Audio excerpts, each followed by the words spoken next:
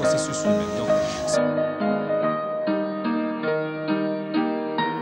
Bonjour Jean-Claude Giraudon. Bonjour Claude Franck. Vous êtes président du CIRASTI, collectif interassociatif pour la réalisation d'activités scientifiques et techniques à l'international. Mais c'est quoi ce collectif?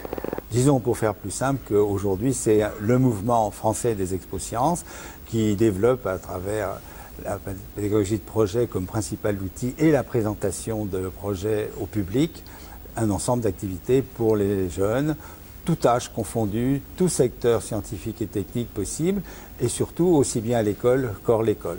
Alors c'est un collectif qui regroupe plusieurs associations d'éducation populaire? Effectivement, il se représente globalement de deux grandes branches. Une branche d'associations spécialisées, dont on peut citer les principales, donc Planète Science, les Petits Débrouillards, l'Association française d'astronomie, et d'autres associations qui, elles, sont la grande famille de l'éducation populaire, c'est-à-dire la Ligue de l'enseignement, les Francas, les CMEA, les foyers ruraux, les MJC, et je présenterai toutes mes excuses à ceux que je ne cite pas à ce moment-là. Alors, la naissance du CIRASTI, ça se fait dans quelles conditions? La création du CIRASTI se fait dans des conditions d'opportunité, d'abord d'un grand événement qui va être la première année mondiale de jeunesse en 85, mais bien avant, avec bien sûr l'apparition en particulier de l'informatique qui, dans la fin des années 80 et début des années 80, demande tout d'un coup une révolution en quelque sorte du monde de l'éducation populaire, bon, à la fois dans ses pratiques directes, internes, mais aussi dans la façon de s'adresser aux jeunes avec toute cette explosion. Point important, donc, qui va jouer un rôle fédérateur pour créer cette institution. Et puis deuxièmement aussi, sur le plan international, tout un ensemble de choses sont en place. Il y a un besoin de mettre là aussi une mutualisation de tous ces rapports avec un grand nombre d'organisations qui émergent sur cette planète Terre. On peut quand même dire que ce collectif est porté par un certain nombre de valeurs importantes.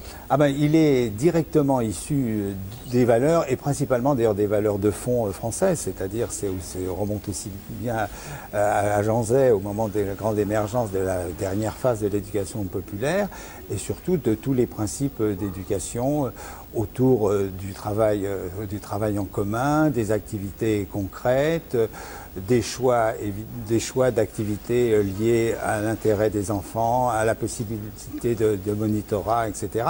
Donc c'est le bien-être et le développement de la personne qui passe à travers l'utilisation des connaissances qui vont en plus de plus en plus leur servir à leur vie quotidienne et de faire que le projet sur lequel ils travaillent soit structurant par rapport à leur projet de vie. Et je pense que ça, c'est la grande condition qui amène justement à multiplier les rapports avec le monde vrai en dehors du simple transfert de l'information, c'est-à-dire le rapport avec l'industrie, le rapport avec les universités, le rapport avec la recherche et un travail toujours de grande proximité entre le formel et l'informel, c'est-à-dire entre ce qu'on fait à l'école et ce qu'on fait à côté de l'école, y compris parce que le monde enseignant, à travers ses professeurs, à travers ses compétences, comme aussi un certain nombre de chercheurs, vont toujours être à côté, avec et même au-devant de la demande des jeunes en matière de connaissance et d'application des sciences et de leur bon usage. Mais il n'empêche que votre fil rouge, c'est la pédagogie de projet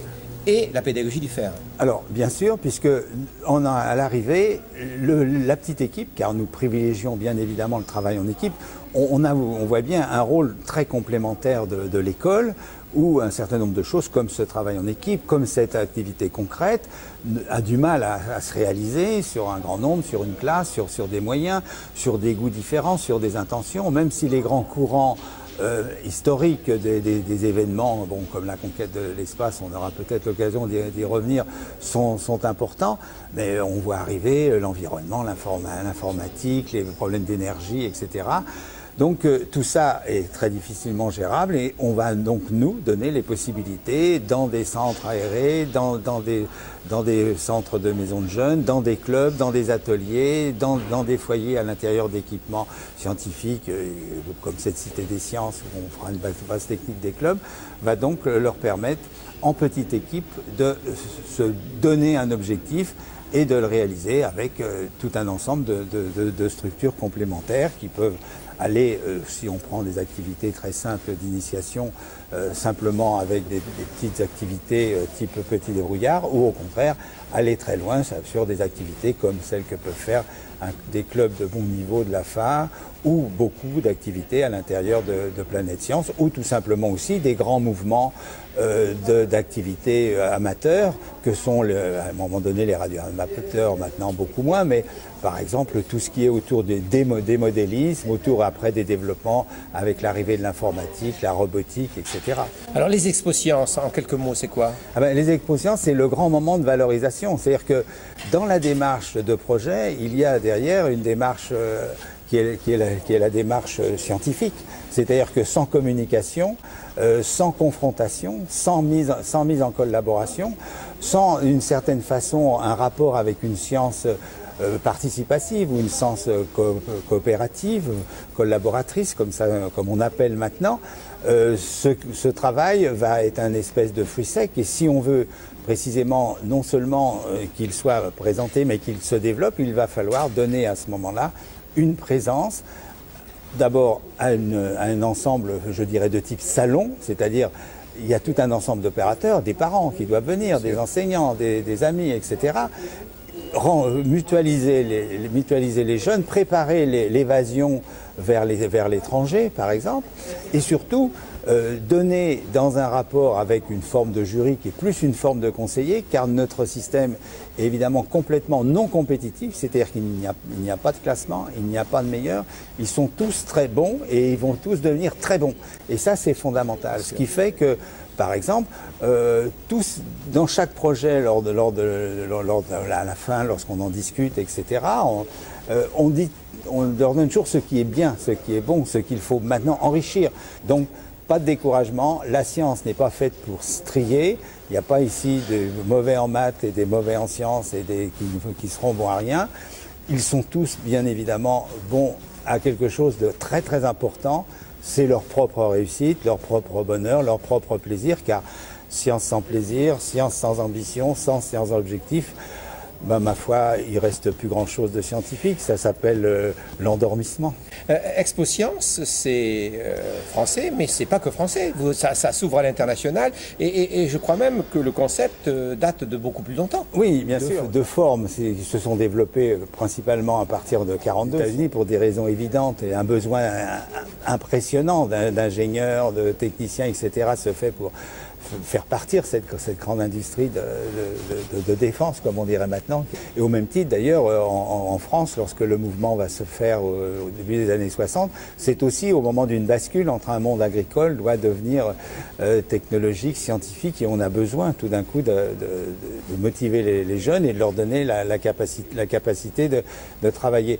Donc ce mouvement des expo-sciences, c'est quelque chose qui est un besoin nécessaire et indispensable au moment où on veut que les jeunes s'intéressent aux sciences. Même encore aujourd'hui, on constate qu'une demande qui nous est faite par les institutions, c'est de dire faites-nous plus de chercheurs, faites-nous plus d'ingénieurs. Ces carrières semblent abandonnées, semblent déshéritées pour des raisons XY, sur lesquelles on ne va pas s'étendre. Gonflez-nous d'enthousiasme ces jeunes.